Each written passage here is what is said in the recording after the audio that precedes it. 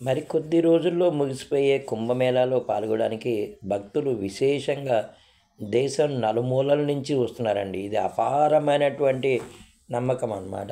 ఉత్తరప్రదేశ్లో మాత్రం చక్కటి ఏర్పాట్లు చేశారు. కాకపోతే వివిధ రాష్ట్రాల నుంచి ప్రత్యేకమైనటువంటి ట్రైన్స్ వేసినప్పటికీ నిన్న ఢిల్లీలో జరిగినటువంటి తొక్కిసలాట చాలా చాలా బాధాకరం అనిపించిందండి. 16 మంది ప్రాణాలు కోల్పోవడం అనేది హృదయాన్ని కలిచివేసింది. జనరల్ బోగీస్ అనేవి తక్కువ ఉంటాయి. ట్రైన్ రాగానే ఎగబడ్డ అవన్నీ కూడా ఇప్పుడు ఎన్డీఆర్ఎఫ్ బృందాలు అవన్నీ వచ్చి స్టేషన్ని అదుపులోకి తీసుకున్నారు. ఆ ప్లాట్ఫామ్స్ని ఆ పని ముందే చేసి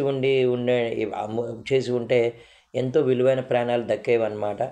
అలాగే మన హైదరాబాద్ నగరంలో కూడా హైడ్రా అనేది దూకుడు ప్రదర్శిస్తూనే ఉంది. అక్రమ నిర్మాణాలు కూల్చివేతలు మాత్రం వెనక్కి తగ్గేదే లేదన్నట్టుంది. నిన్న కూడా మనం చూసాం సరూర్ నగర్ ప్రాంతంలో రోడ్డు ఆక్రమణలు తొలగిస్తూ జిహెచ్ఎంసీ అధికారులు వీళ్ళందరూ కూడా మనకు కనిపిస్తున్నారు. అయితే జిహెచ్ఎంసీకి తర్వాత హైడ్రాకి ఏవైతే కోర్టు నామ్స్ అనేవి ఉన్నాయో దాని ప్రకారమే చేస్తున్నట్టు మనకి తెలుస్తుంది అనమాట. ప్రజల నుంచి సపోర్ట్ మాత్రం ఉందండి. నిజంగానే ఏ విధంగా ఆక్రమిస్తారు, వారు చేసే చర్యలు కరెక్టే అని చెప్పి సపోర్ట్ చేసేవాళ్ళు కూడా చాలామంది ఉన్నారు.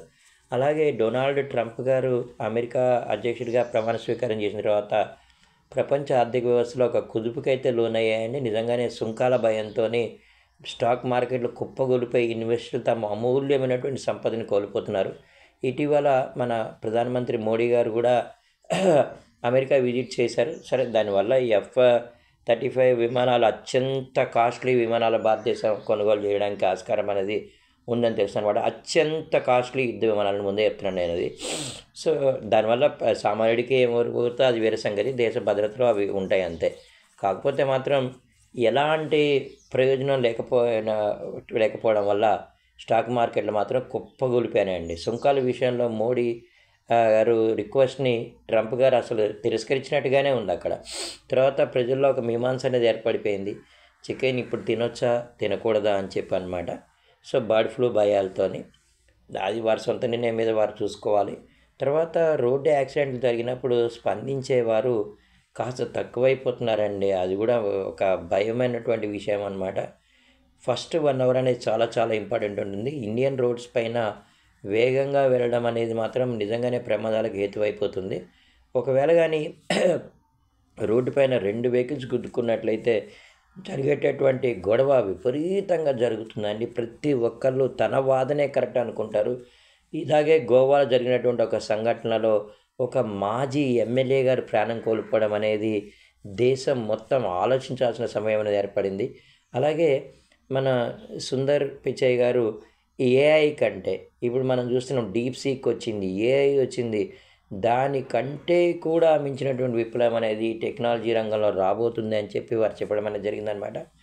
అలాగే సినీ ప్రియులు మాత్రం హిందీ సినిమా రంగంలో పాత సినిమాలు లాంటి సినిమాలు ఎందుకు రావడం లేదు, అలాంటి పాటలు ఎందుకు రావటం అని చెప్పి ఆలోచన వాళ్ళైతే మనకు అనిపిస్తుంది.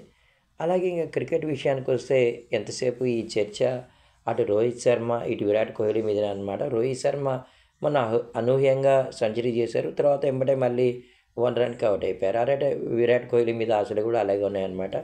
ఏదైనా ప్రపంచాన్ని శాసిస్తున్నటువంటి అగ్రరాజ్య నేత డొనాల్డ్ ట్రంప్ గారి ప్రతి చర్యను ప్రతి దేశము ప్రతి ఆర్థిక వ్యవస్థ గమనిస్తూనే ఉందండి.